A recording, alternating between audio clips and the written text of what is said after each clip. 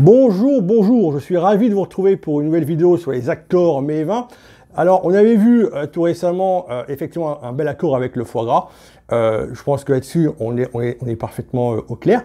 Maintenant, on va s'attarder sur l'accord avec les huîtres. Alors, autant le foie gras, c'est très marqué pour les mets de fête, autant les huîtres, c'est vrai qu'on en mange un peu plus régulièrement, mais pendant les fêtes, tout autant. Donc, c'est vrai que cet accord paraît très simple, c'est vrai, parce que quand on pense vraiment à un accord avec les huîtres, directement, on part sur des vins blancs qui sont très vifs et très tranchants. Alors, est-ce que c'est judicieux?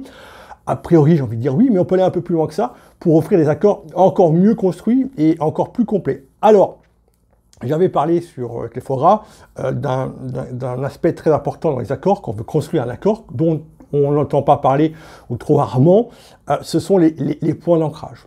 Alors, le point d'ancrage, encore une fois, c'est, pour faire une bonne parenthèse, c'est ce qui va vous permettre en fait de construire l'accord. C'est grâce à ce point d'ancrage que vous allez relier le vin avec le plat. Alors, comme point d'ancrage, on peut citer les sauces, évidemment, l'accompagnement, ça peut être un légume, ça peut être aussi une épice, ça peut également être, au-delà de ça, une texture. Par exemple, sur les huîtres, on va avoir des huîtres qui ont une texture plus épaisse, plus grasse, plus charnue que d'autres, et ça aura un impact important aussi sur l'accord. Si on revient sur l'huître, si on prend une huître, il y a des gens qui mettent des échalotes, un peu de vinaigre parfois, et donc aussi du jus de citron. Donc on voit bien que si on rajoute ceci, ce sont des points d'ancrage importants qui vont avoir une incidence capitale sur l'accord. Donc forcément, il faut toujours prendre en compte le point d'ancrage quand on veut construire un accord mets et vins. Alors, avec les huîtres, très simplement, si on pense huîtres, souvent on va penser vin blanc assez vif, assez tranchant. Donc souvent des vins qu'on va retrouver sur des climats plutôt assez frais, donc plutôt septentrionaux. C'est-à-dire qu'évidemment, quand on va parler de vins vifs, on va parler souvent de cépages chardonnay, cépages sauvignon, cépages chenin, qu'on va retrouver en Loire notamment, ou au nord de la Bourgogne, pour le Chablis par exemple, pour ne citer que lui. On peut trouver aussi des sauvignons dans cette région-là, avec le sauvignon de Saint-Brie, le Sancerre un peu plus loin, le Pouilly-Fumé, le Quincy, le Touraine Sauvignon, et le Chenac, le Montlouis, le Vouvray notamment, pour ne citer que ces vins-là, et un peu plus encore à l'ouest, avec le Muscadet et le Gros Plan du Pays Nantais, qui sont des vins assez vifs. Mais attention, les nuances sont assez différentes selon le terroir sur lequel les vignes reposent. Alors, pour faire très simple, souvent, quand on pense aux huîtres, on va penser au Chablis, parce que, on va être très clair, le Chablis est le vin blanc le plus connu au monde, et de très loin. Donc c'est vrai qu'on va souvent sur ce vin-là, parce que c'est le plus connu, mais aussi parce que c'est souvent des vins qui sont assimilés comme étant vifs, assez nerveux, c'est vrai.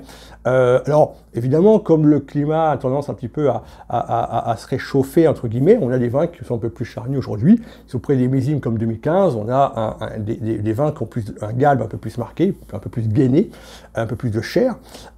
Mais généralement, ils sont quand même sur des vins qui, effectivement, sont assez vifs. D'autant plus que on pense souvent à Chablis parce que le sol de Chablis, souvent, on est sur des marnes de Kimmeridge, donc, qui est le nom en fait donné à un village du sud de l'Angleterre, et qui effectivement à Chablis, c'est l'ancien bassin parisien, donc on trouve en fait dans le sol de Kimmeridge à peu près entre 70 cm et 90 cm en profondeur des ammonites qui ne sont autres que des huîtres fossilisées, et qui vont donner souvent à ces vins qui sont déjà assez vifs en termes d'acidité, c'est vraiment ces nuances un petit peu de coquillage, coquille d'huître, un peu de salinité. Donc c'est vrai que acidité et salinité vont très très bien, et ce sont vraiment des choses qu'on va retrouver notamment dans les huîtres, et donc la compatibilité entre une huître et un Chablis est évidemment naturelle. Maintenant, on peut aussi aller un peu plus loin que ça. C'est-à-dire que, ok, Chablis 8, ça marche, c'est très bien, mais on peut aller un peu plus loin. D'où viennent vos huîtres? Encore une fois, l'aspect local est essentiel. L'enracinement, évidemment, d'un vignoble, qui se nourrit, évidemment, d'un environnement qui lui est propre, évidemment, mais dont parfois, un pâturage va profiter du même climat. Les huîtres aussi, notamment. Si vous avez les huîtres près de la Baule, Pornic, dans ce coin-là, il est naturel de partir davantage sur un vin blanc qui soit assez vif, qui soit tranchant, toujours sur l'acidité, et qui puisse aller avec des vins locaux, puisqu'ils se sont eux aussi nourris du même climat, du même environnement que l'huître qui est tout à côté. Donc c'est vrai que naturellement, on va penser sur des huîtres qui sont assez fines, qui sont pas de matière très, très grasse, aller partir sur des vins nerveux. Et là, on a un cépage, le Folle Blanche, notamment, qui va très très bien avec ce type d'huître. Sur la vivacité, la fraîcheur.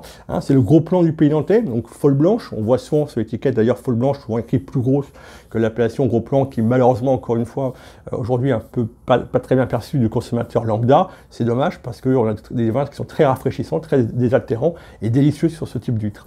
Alors si vous avez des huîtres un peu plus charnues dans cette région-là, vers Pornic notamment, orientez-vous sur des vins un peu plus riches peut-être. Donc le muscadet est complètement approprié puisque on a vraiment une mosaïque de terroir intéressante, notamment sur les sols un petit peu argileux, parfois aussi un peu de granit, enfin de orthogneiss, qui donnent des vins qui ont une fraîcheur mais qui ont souvent pas mal de chair. Les gens pensent à tort que le muscadet c'est tranchant, c'est vif.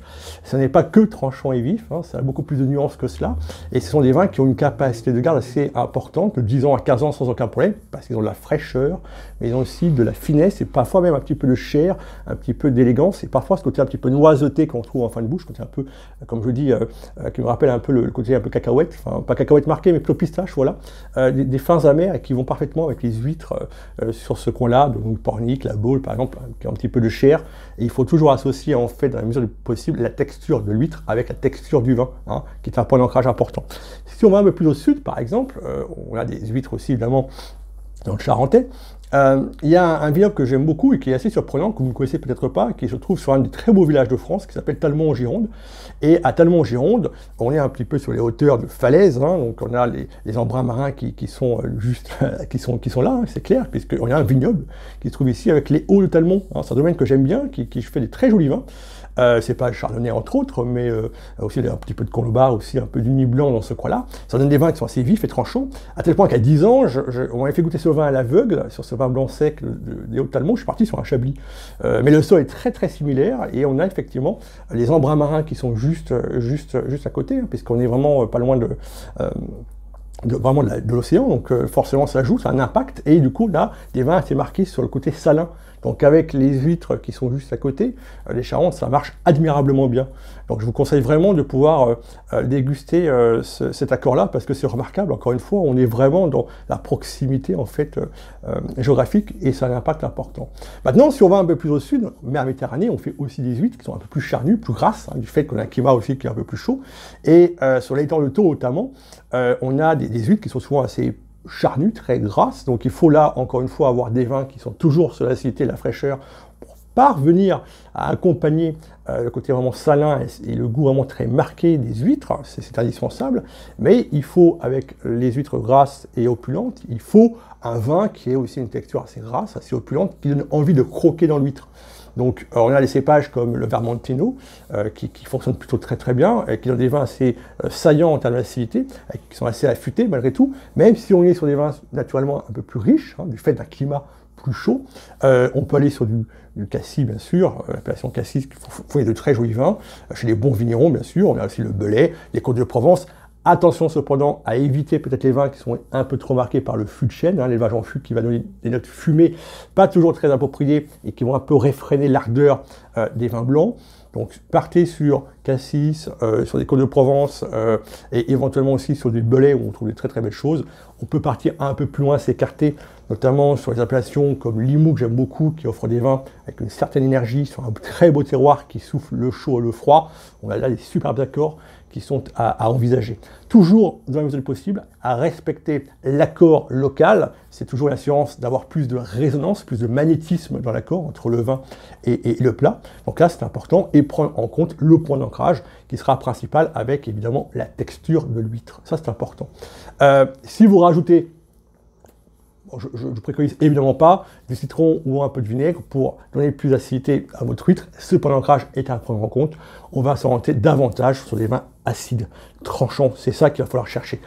Voilà, alors j'espère que cette vidéo vous aura aidé quand même à y voir un peu plus clair. J'essaye d'apporter un conseil un peu plus construit que ce qu'on peut retrouver un peu partout.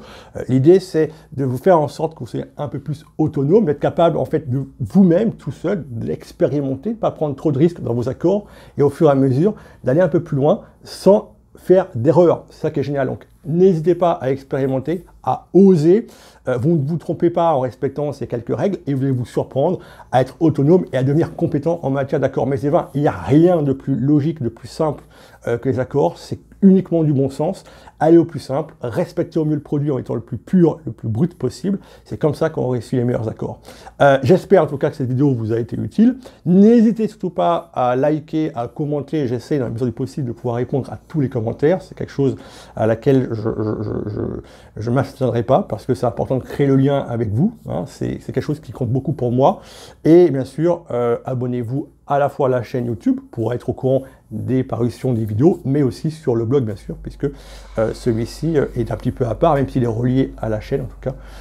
N'hésitez pas à vous abonner aux deux. Alors je vous fais un gros coucou, j'espère bien que tout ça vous a bien plu et que surtout passez un bon moment pour les fêtes. Partagez en tout cas vos expériences et n'ayez pas peur, vous êtes absolument pris en main et surtout faites-vous confiance, c'est ça qui est important. Allez, à très bientôt pour une nouvelle vidéo. Au revoir.